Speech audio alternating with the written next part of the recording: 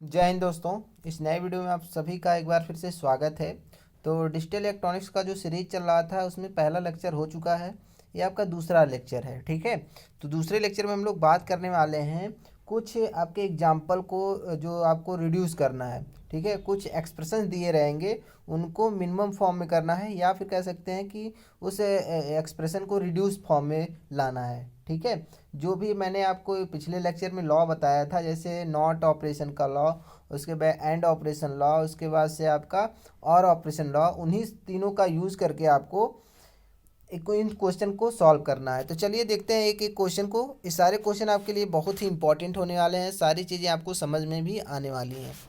तो चलिए समझते हैं पहला क्वेश्चन।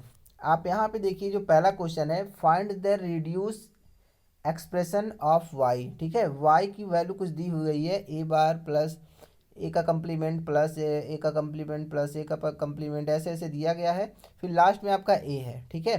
तो यहाँ पे देखिए कि इतना जो है ए बार प्लस ए, ये होता है आपका और ऑपरेशन, ठीक है। और ऑपरेशन में क्या होता है, अगर ए प्लस ए बार है तो इसका वैल्यू कितना होता है, हमेशा वन होता है, ठीक है। ए प्लस ए कंप्लीमेंट है तो इसका वैल्यू हमेशा कितना होगा, वन होगा, ठीक है। चलिए, तो इसकी वैल्यू हम लोग क्या रख देंगे, वन रख देंगे। किससे, और ऑपरेशन से, ठीक है। तो यहाँ पे आ गया वन। अब देखते हैं, इसी और ऑपरेशन का एक और नियम कहता है कि अगर ए के साथ वन यहाँ पे ऐड हो रहा हो, ठीक है, तो उसकी वैल्यू कितना हो जाता है, वन हो जाता है, ठीक है। और ऑपरेशन जो है, और ऑपरेशन का जो लॉ है वो कहता है कि ए के साथ अगर कोई वैल्यू जुड़ रही हो, ठीक है, या फिर किसी के साथ, चाहे ए का कंप्लीमेंट हो चाहे ए हो, इसके साथ कोई भी अगर वन जुड़ रहा हो तो इसकी वैल्यू हमेशा वन होगा। ये क्या कौन कहता है, और लॉ कहता है।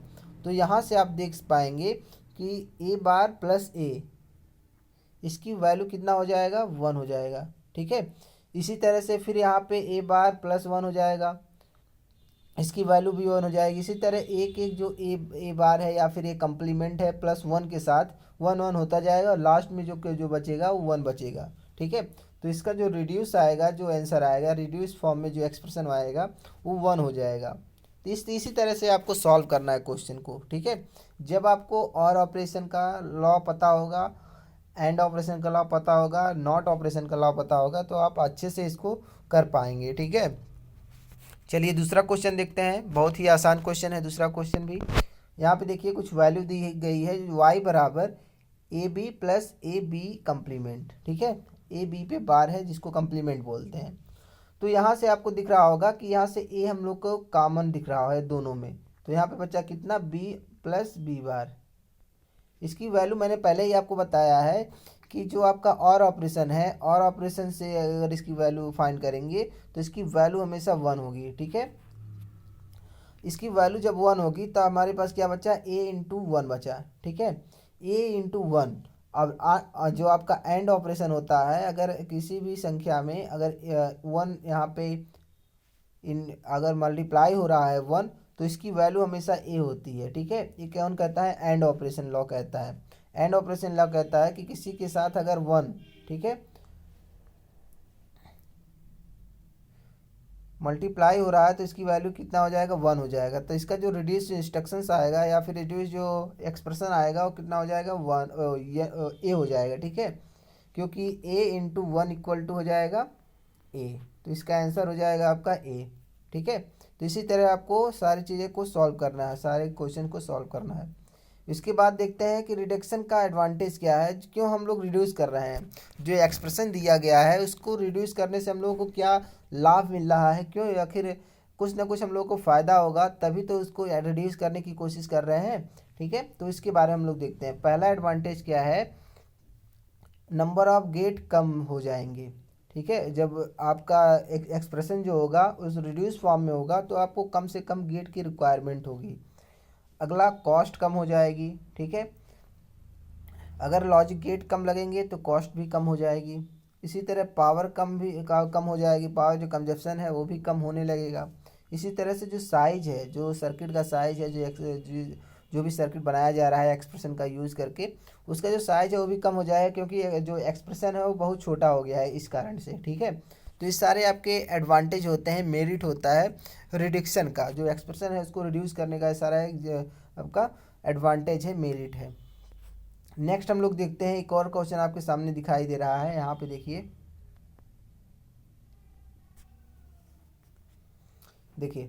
कह रहा है find the reduce expression of Y. Y की कुछ वैल्यू दी गई है, यहाँ पे देखिए वैल्यू दी गई है पूरा, इसको रिड्यूस फॉर्म में करना है। ठीक है, तो आप सबसे पहले देखेंगे कि सब में कुछ ना कुछ कॉमन है, ये सब में कॉमन है। ठीक है, तो ये आपका क्या हो जाएगा, कॉमन हो जाएगा। इसके बाद देखेंगे कि ए के साथ सारी चीज़ें जुड़ रही हैं। ठीक है, ए के साथ मतलब वन के साथ सारी चीज़ें जुड़ रही हैं, मतलब इसकी वैल्यू क्या हो जाती है, वन हो जाती है। आप किसी भी एक्सप्रेशन में जब सॉल्व करेंगे, अगर वन के साथ कोई भी वैल्यू अगर जुड़ रहा हो तो उसकी वैल्यू हमेशा वन होगी। ठीक है, तो यहाँ से क्या हो जाएगा, इसकी जो वैल्यू हो जाएगी ए इंटू वन हो जाएगी। अगर ए इंटू वन किसी में अगर ए में वन से मल्टीप्लाई कर रहे हैं तो इसका वैल्यू हमेशा कितना होगा, ए होगा। ठीक है, तो इसकी वैल्यू हमेशा आ जाएगी ए। यहाँ पे देख सकते हैं लिखा गया है कि ए का वैल्यू चाहे कितना भी बड़ा क्यों ना हो, हमेशा अगर ए के साथ अगर वन जुड़ रहा है तो उसकी वैल्यू हमेशा वन ही आएगी, चाहे ए की वैल्यू कुछ भी हो। ठीक है, एक और क्वेश्चन देखते हैं। अगला क्वेश्चन देखिए, y बराबर दिया है a complement plus a complement into B. यहाँ पे भी कुछ कॉमन दिखाई दे रहा है, a बार कॉमन है, a बार मैंने कॉमन ले लिया तो बचा वन प्लस बी। a के साथ कोई जुड़ रहा है तो इसकी वैल्यू हमेशा वन होगी, तो यहाँ पे a कम्प्लीमेंट इंटू वन हो गया। ठीक है, तो हम लोग जानते हैं कि a के साथ कोई भी अगर संख्या जुड़ मल्टीप्लाई हो रहा है, एक वन इसके साथ मल्टीप्लाई हो रहा है तो इसकी वैल्यू हमेशा वही हो जाएगी a बार। ठीक है, जिस संख्या से मल्टीप्लाई हो रहा है वन में वही संख्या इसके साथ हो जाएगी। तो इसका जो रिड्यूस इंस्ट्रक्शन जो आएगा, एक्सप्रेशन आएगा, वो ए बार आएगा, ये कम्प्लीमेंट आ जाएगा। ठीक है, चलिए अगला क्वेश्चन देखते हैं। अगले क्वेश्चन में क्या कहा जा रहा है, अगला क्वेश्चन दिया गया है y बराबर बी ए प्लस बी। ठीक है, अब यहाँ पे क्या करना है कि b जो है कॉमन है, इसको अंदर मल्टीप्लाई कर देते हैं। ठीक है, तो a इंटू बी हो जाएगा प्लस b इंटू बी हो जाएगा। आपने पढ़ा है कि एंड ऑपरेशन, एंड ऑपरेशन में अगर a इंटू ए होता है तो इसकी वैल्यू हमेशा a हो जाती है। ठीक है, तो यहाँ पे b इंटू बी है तो इसकी वैल्यू क्या हो जाएगी, b हो जाएगी। ठीक है, जब इसकी वैल्यू b हो गया तो यहाँ से फिर से b कॉमन लेंगे, b जैसे ही कॉमन लेंगे तो वन प्लस ए प्लस वन बचेगा। वन के साथ कुछ भी अगर जुड़ रहा है तो उसकी वैल्यू हमेशा वन होगी, तो वन हो जाएगी। यहाँ पे वन बी इंटू वन हो जाएगा, इसका मतलब बी इसका आंसर हो जाएगा। ठीक है, तो इसका जो रिड्यूस फॉर्म होगा या फिर कह सकते हैं जो इसका रिड्यूस एक्सप्रेशन होगा वो बी हो जाएगा इसका आंसर। एक और क्वेश्चन देखते हैं, यहाँ पे find the reduce expression. y बराबर दिया गया है कुछ ए बार करके। ठीक है, इतना दिया गया है क्वेश्चन, इसको रिड्यूस फॉर्म में लाना है, इसको रिड्यूस करना है। कैसे होगा, तो यहाँ पे देखिए आप, सबसे पहले ए कॉमन है, ए बार है कॉमन, तो ए बार जब कॉमन यहाँ पे दिखाई दे रहा है तो इसको अंदर मल्टीप्लाई कर देंगे, तो ए बार इंटू बी बार हो जाएगा, फिर आपका यहाँ पे इसमें भी मल्टीप्लाई होगा। ठीक है, इस तरह से। अब यहाँ पे आप देख सकते हैं कि ए इंटू ए बार है, तो ए इंटू ए बार का वैल्यू जो होगा ए बार ही होगा, और यहीं पे दिखाई दे रहा है ए बार इंटू ए। ठीक है, ए बार इंटू ए दिया गया है, इसकी वैल्यू हमेशा जीरो होती है, यहाँ पे आपकी इसकी वैल्यू जीरो हो जाएगी, और इसकी वैल्यू जो है क्या हो जाएगी, ए बार हो जाएगी। तो अब यहाँ पे ए बार हो गया। ठीक है, यहाँ पे ए बार इंटू बी बार हो गया, प्लस ए पूरा आपका जीरो हो जाएगा, क्योंकि ए बार इंटू ए जो है वो आपका जीरो हो गया। ठीक है, अब इसका जो रिड्यूस इंस्ट्रक्शन आएगा ए बार इंटू बी बार, क्योंकि इसके साथ जीरो जुड़ रहा है, इसका कोई मतलब नहीं है, तो ए बार इंटू बी बार हो जाएगा, यही आपका इसका रिड्यूस इंस्ट्रक्शन एक्सप्रेशन हो जाएगा। ठीक है, यही इसका रिड्यूस फॉर्म हो जाएगा। तो उम्मीद करते हैं सारी चीज़ें आपको समझ में आ रही होंगी कि कैसे होता है।